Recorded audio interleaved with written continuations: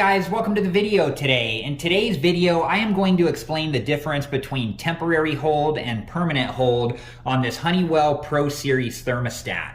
And I do have other videos on this Honeywell Pro Series Thermostat, and if you're interested in learning more about that, I'll link that playlist at the end of this video. And like I said, if you're interested and have time, please check that playlist out. Okay, so right now we can see that the thermostat is following schedule. It's currently 65 degrees in here, and the schedule is set at 65 degrees currently. And by the way, I do have a video that shows you how to program a schedule on this Honeywell Pro Series thermostat, and that will be in the playlist that I link at the end of this video.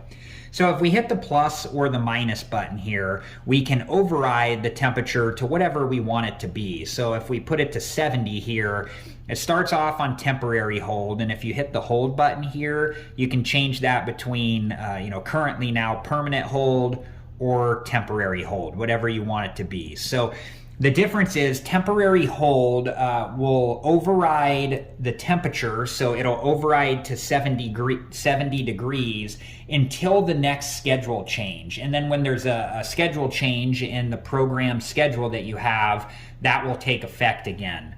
Now, if we go back into, changing the temperature and we change the hold to permanent hold will take effect, indefinitely until you come back to the thermostat and cancel out the permanent hold.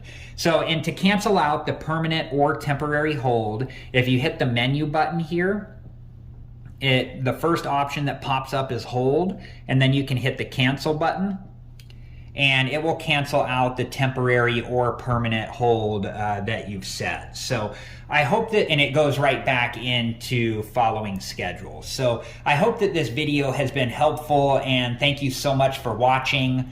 Please like, subscribe, and comment, and I hope to see you guys in the next video.